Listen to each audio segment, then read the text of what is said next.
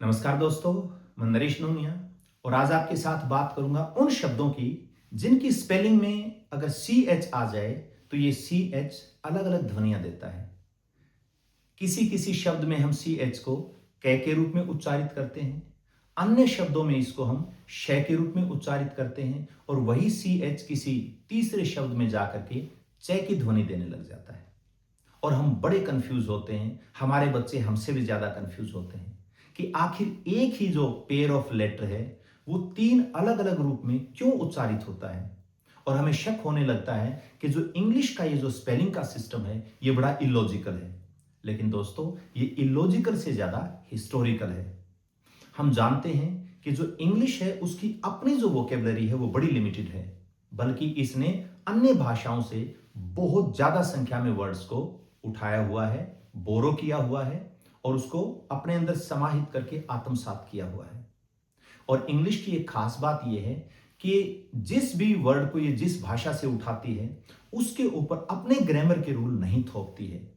तो जिस भाषा से वो शब्द आया है उस भाषा के जो ग्रामर के रूल हैं वो भी उस वर्ड के साथ ही इंग्लिश लैंग्वेज में आ जाते हैं।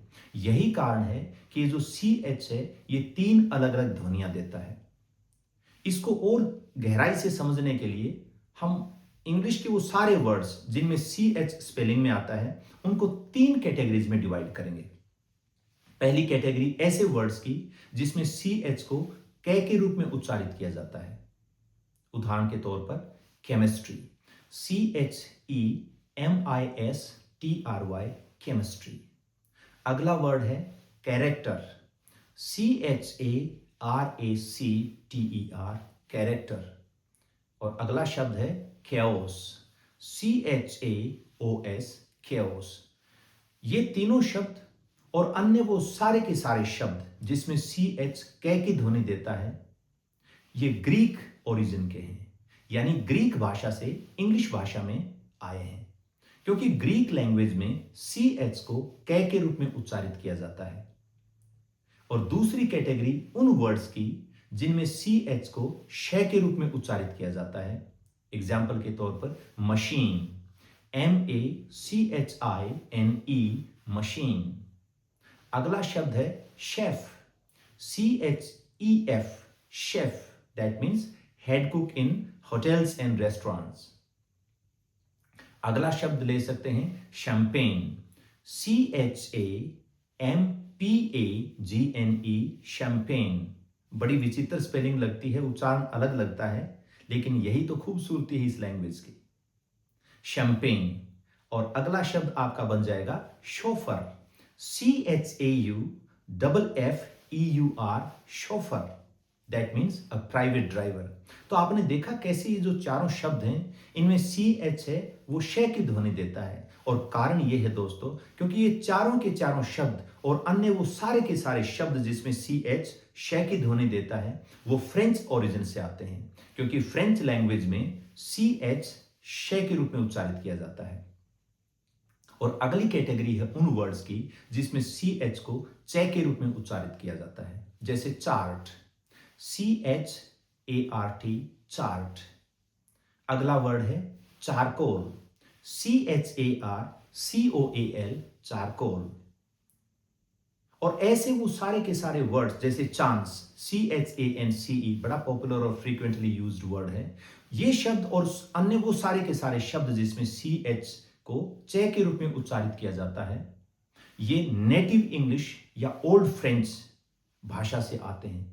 और दोस्तों, ओल्ड फ्रेंच और फ्रेंच को कंफ्यूज मत करना, ये दो अलग अलग भाषा के रूट हैं। तो हमने देखा साथियों कैसे सी एच तीन अलग अलग ध्वनियां देता है और उसके पीछे के हिस्टोरिकल रीजंस को भी समझने की कोशिश की। मुझे उम्मीद है ये छोटी सी जानकारी आपको अच्छी लगी होगी। अगर आपको अच्छी लगी है तो आप पेज को फॉलो कीजिए, कमेंट करके मुझे जरूर बताइएगा, क्योंकि दोस्तों आपके जो कमेंट हैं वो मेरे हौसलों में ईंधन का काम करते हैं। और इस जानकारी को ज्यादा से ज्यादा स्टूडेंट्स के साथ शेयर कीजिएगा, क्योंकि बहुत सारे विद्यार्थी जो कि कॉम्पिटिटिव एग्जाम्स की तैयारी करते हैं उनमें ये बड़ी मदद करती है। कई बार स्पेलिंग्स के क्वेश्चंस जो आते हैं उनमें ये चीजें बड़ी मददगार साबित होती हैं। और कुछ एक जैसे कॉम्पिटिटिव एग्जाम्स होते हैं टीचिंग के लिए, उसमें तो फोनेटिक ट्रांसक्रिप्शन आती है बाकायदा।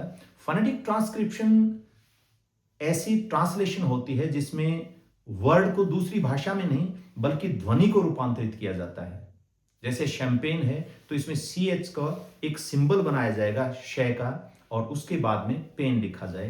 तो ये जो फोनेटिकल ट्रांसक्रिप्शन है इसमें बच्चे तभी ठीक कर पाएंगे अगर उनको पता है कि कौन सा वर्ड किस ओरिजिन से निकल करके आया है और ये कैसे उच्चारित होना चाहिए। तो कल फिर एक नई वीडियो और एक नई जानकारी के साथ मिलते हैं। तब तक के लिए आप सभी को शुभ रात्रि, शब खैर।